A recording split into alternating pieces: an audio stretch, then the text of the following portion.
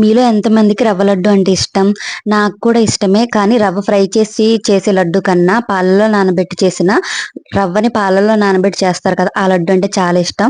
మీలో చాలామంది నా వీడియో చూస్తున్నారు గానీ లైక్ చేయడం, కామెంట్ చేయడం మర్చిపోతున్నట్టున్నారు. లైక్ అండ్ కామెంట్ ఖచ్చితంగా చేయండి. ఇప్పుడైతే ఉప్మా రవ్వనైతే 2 కప్పుల ఉప్మా రవ్వను తీసుకొని 2 కప్పులు పాలు వేసుకొని నానబెట్టుకొని పక్కన పెట్టుకోవాలి. తర్వాత ఒక కప్పు పంచదార, యాలకులు వేసి మిక్సీ జార్‌లో వేసి మెత్తటి పౌడర్‌లా చేసి పక్కన పెట్టేసుకోవాలి. తర్వాత జీడిపప్పు, బాదం పప్పు, కిస్మిస్ నెయ్యిలో వేసి పక్కన పెట్టుకోవాలి. అలాగే అదే నేతిలో ముందుగా పాలలో నానబెట్టిన ఈ రవ్వని ఫ్రై అయిన తర్వాత ఇందులోకి పంచదార పొడిని కూడా వేసుకొని బాగా మిక్స్ చేసేసుకోవాలి. డ్రై ఫ్రూట్స్‌ని కూడా వేసుకొని బాగా మిక్స్ చేసుకొని మీకు ఇష్టమైతే ఇంకొంచెం నెయ్యి కూడా ఇక్కడ యాడ్ చేసుకోవచ్చు.